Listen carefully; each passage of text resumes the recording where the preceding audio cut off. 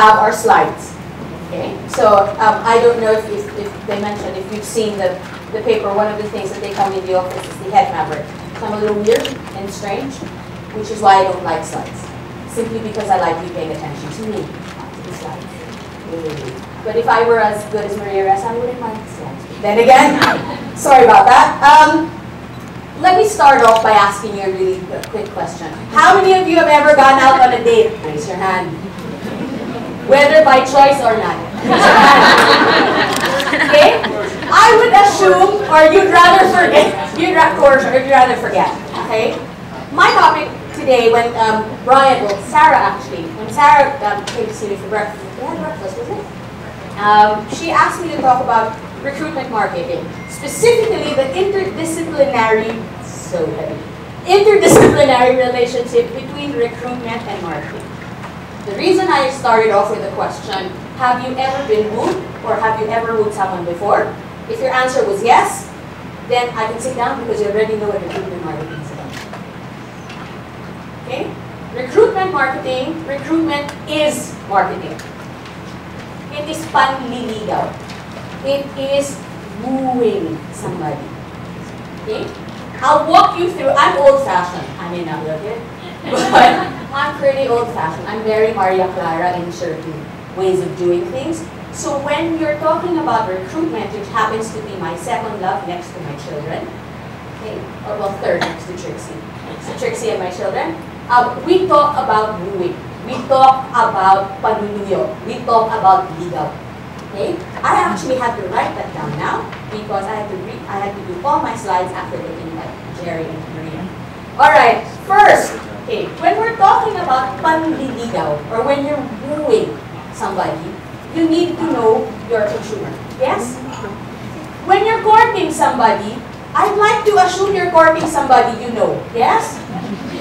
Okay, unless you're one of those, and I'm talking to some of the guys in the room, unless you're one of those guys who does the shotgun approach. You know what the shotgun approach is? You court everybody in the hope someone will say yes. Okay? That's not the kind of wooing I had in mind. When we're talking about recruitment marketing, it really is about knowing your consumer. In this case, it's knowing where your talent market is. It's knowing what your talent segment is. What are you looking for? Are you looking for millennials? Great. Are you looking for slightly more mature individuals? Are you looking for highly technical folks? Are you looking for just strictly finance folks? You need to know your consumer. Same thing with marketing. They need to know their consumer. They do their research. They do their studies. They do all their market data, market analysis. Same thing with recruitment. That's the first thing we need to do, is we need to know and understand where our talents are. Are they all in the top 3 schools where we all seem to congregate? I don't think so. There's a wealth of talent to be found outside. You need to know where to find them. That's the first tool, is knowing your consumer. Being very clear about the talent segment you're looking for. Next, after you know the person you're trying to woo, nanliligaw, you earmark, I like this girl. This guy looks hot. Okay. Next thing is raising awareness. What's raising awareness? In panliligaw stance, it's making pakul. You know, the occasional, I don't care for some coffee. Or the occasional, if you're in a bar, wink wink. Does the wink wink still work? No, it doesn't work. It used to be I used to get sent milk. A shot of milk, that worked. That's a different story. But raising awareness is about your employer brand.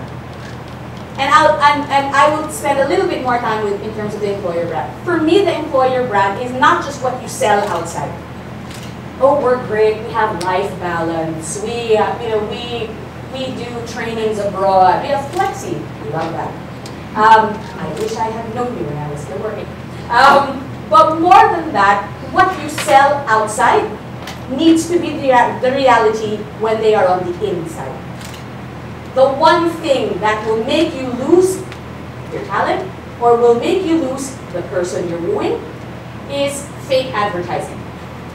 What you sell outside is not the reality they find inside. And I don't care what age you're trying to get, whether it's a millennial or someone my age, if I find that what you sold me is a prompt fill out beep beep, I'm not going to go and stay with you. Because it speaks a lot about you as an organization. Okay? So that's the second one, is raising awareness. Third, in marketing, it's called strengthening engagement. Right? So that's where all the social media stuff happens. It's you trying to get them to try you, vote for you, etc. In our case, for recruitment, it's building long-term relationships. And in the age of instant everything, long-term seems to be such a bad word to use. Because line managers and CEOs would always like, I want them yesterday. Not today, I want them yesterday, right? Well, yesterday, talents don't grow on trees. I wish. Okay? But they don't grow on trees. It takes time, okay, and effort and discipline to get the right talent for your organization. So for me, it's about building long-term relationship. In panliligaw stance, it's a seduction, not a one-night stand. Make sense? Fourth, it is pushing for conversion. When you're doing marketing, it's pushing for conversion. It's making sure that the consumer buys you. It's making sure that the consumer buys your product or your service. In recruitment, that translates to making sure that the right talent is applying to you, is reaching out properly, is making sure that while you're building that relationship, they are being inundated very subtly. Okay. Again, in this day and age of just everything is in your face, subtlety still is key. Especially when you're recruiting. Hard sell never works when you're recruiting. In my 20 years, yes, in my 20 years of recruiting, I do not want to admit that. But in 20 years of recruiting, I've realized every time I tried a hard sell, it never worked. Every time I built the relationship, that was when I struggled. Last, ensuring repeat purchase for marketing. Obviously, you don't want, when you're selling products or services, you don't want a one-off purchase, right? You want to keep them coming back. Same thing with recruitment. It's not keep them coming back. That's retention for you. You don't, Jerry just said it earlier. How much does it cost to hire somebody, to replace a wrong hire? 2 years worth. You have that much money in your pockets? To spend that much every time you put a wrong hire in those positions you need? That's not, because everyone's just looking at me. Multiply that 2 years by the number of wrong hires you had. That becomes a little bit more painful, isn't it? Correct? Now, let me tell you something.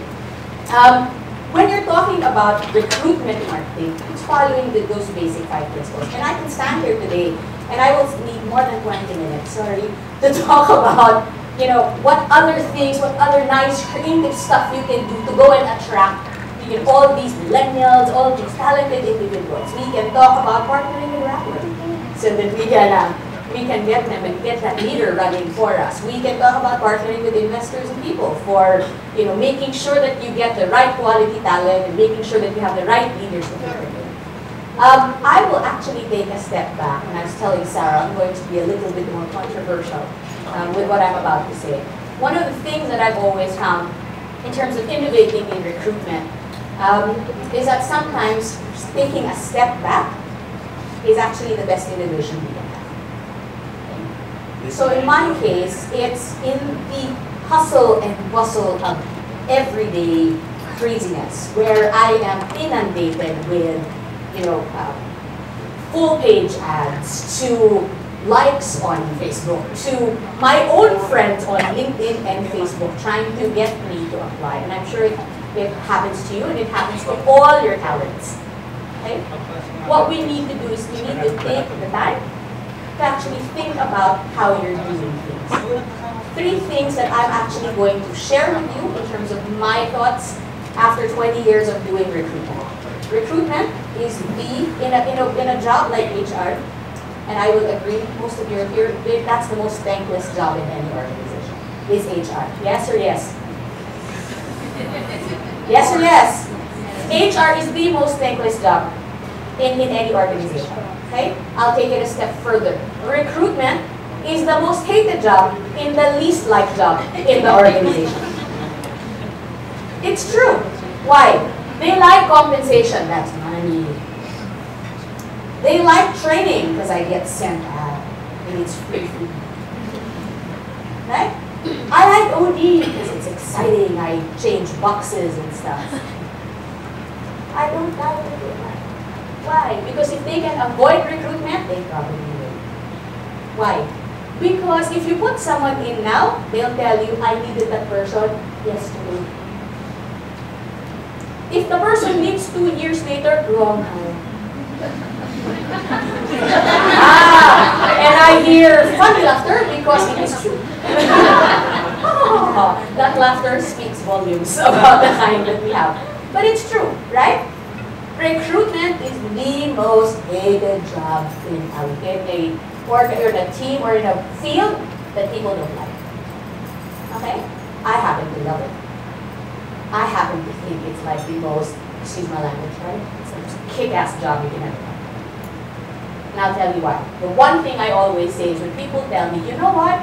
Marketing and sales should actually be the ones that are highest paid in the organization because they bring in money. You know what I say? Wrong. Recruitment should be highest paid. You know why? Because we bring in the people who bring in the money. Not bad. Say that again. You can tell that to your CEO the next time you say it. Just 3 things that I'd like to share with you. This was obviously coming from a discussion I was just having with Jerry earlier. 3 things that I'd recommend. You also, when you go back to your offices and you go and look at your 3 A's and your 3 C's with Jerry, I'd like you to do the same thing when you look at your recruitment. Okay, 1. How many of you actually have heard the adage, people are our best asset? Raise your hand. People are our best asset. Love it. Right? Amazing. It's so sexy. It's so great. Sure. Okay, let me ask you this. And don't show me, raise your hand. How many of you in your organizations have your best people in recruitment? Your best people in recruitment. The top. That's your business. Love you. That's 1 out of 300, 200 chicks. I'm worried. The reason I ask that is this. Recruitment is the very first touch point of anyone in your organization. Recruitment is first. Attraction and recruitment is first. They are your biggest ambassadors. Your recruiters, the folks who represent you outside, are the first ones people see. Right? When I talk about putting in your best people in recruitment, and I'm not talking about a short-term assignment, 3 weeks, get your people, give them 3 months, then move them around. No, we're talking put your best people in recruitment. Why? Because you get that first portion done right. You get the right people in your ship, on the boat, in the bus. Everything else is like nothing. There is no amount of training and no amount of money or incentives that will make a bad hire a good one. None. 0. You can train until you're blue in the face. You can pay them until there's no tomorrow. They will not be a good hire if you got it wrong the first time. So you need to get it right the very first time. Put your best people in recruitment. If you're very serious, earlier we were talking about talent wars. Did I get that right? War on talent. Do you believe that there is a war on talent? Say yes. You don't quite believe it. Do you believe that there is a war for talent? Yes? Maria's on her 3rd in 2.5 years. Okay? How many of you have turnover that's higher, that's 2 digits and up? Single 2 digits. If your turnover is in 2 digits. Yes? Your turnover. Yes? Okay. So why do you keep putting in either the youngest, Jerry, we're talking about this, the youngest ones on your team or the oldest ones on your team in recruitment? The youngest ones meaning the greenest ones, the ones that are the most inexperienced, okay, or the ones that are just waiting to retire. No, sorry. I mean, I've met them as a result for the last 1.5 years, and I've seen, and I'm just there thinking, really? You what's it for? Or the young ones are like, don't know what I'm doing, let's do anything. I'm on Facebook, I'm on Snapchat, I have a podcast, what are you doing? If you really believe that there is a war for talent, I'm very clear, and my idea is very clear. If you honestly, truly believe that people are your asset and that there is a war for talent, you put your best generals and you put your best soldiers in the front line. You do not put the ones who have no idea which side of a gun fires first. You put the best ones out there because you get that. I cannot say this enough. You get that gun right, everything else follows. Yes. Second, someone's going to, I hope none of my ex-companies are going to require leaders to spend time in HR before they can take on senior leadership roles. Okay, I will repeat, require, and we're talking a minimum of 2 years, and make them do recruitment. Because if they survive that, they can go anywhere. Because it's shitty, it's crappy. You make them go under the heat of the sun, getting all these talking to students who don't pay attention, who are on checking out record while they're talking, while they're presenting, etc. What you want to do is you need to require leaders to understand the other side of the fence. When I used to have line managers who used to tell me, I don't understand, Chris, why it takes you so long to recruit. Because there are millions who graduate. What's taking you so long? We're so rich. You can make it. Yes. Well, let me break that. Okay? For the million that graduate, half of those are actually nursing. So unless you are, yes, am I correct? Either in nursing or something like that. Yes, which is great, fine, but not necessarily for the industry where most of us are in. Yes, yes. Unless you're in that industry, great for you. But most of the time, in my case, though, I didn't have any use for that. So that's already 50% out, right? The remaining 50% of that remaining want to be anywhere but here. Yes? They want to be anywhere but here. Why? Because really, if I'm going to offer, what's the starting rate now? I'll be honest, 15,000 pesos. Forget 15,000 pesos a month.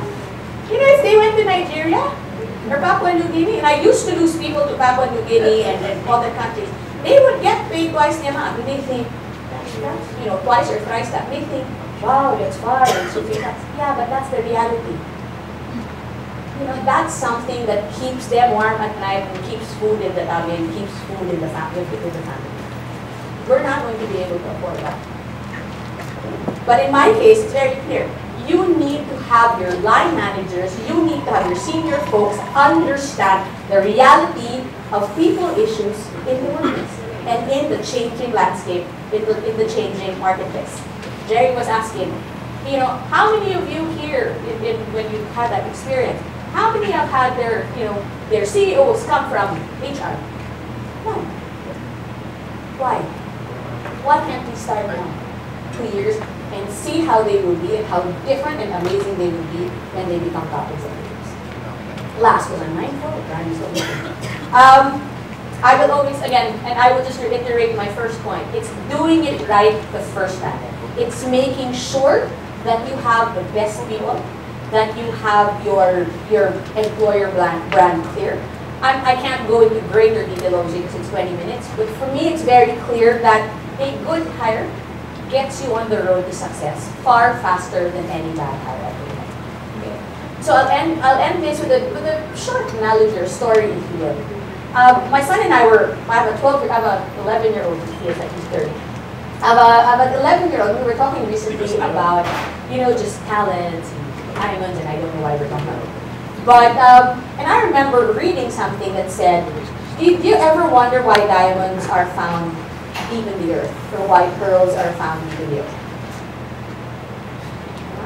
Because the best ones are always found buried underneath all that stuff. Okay? And it takes time, and patience, and discipline to unearth them. Okay? Much like when you're courting somebody who's worth your time and effort, gents, I'm looking at Josh. Because he's the youngest one here. No, but much like, finding a partner for life.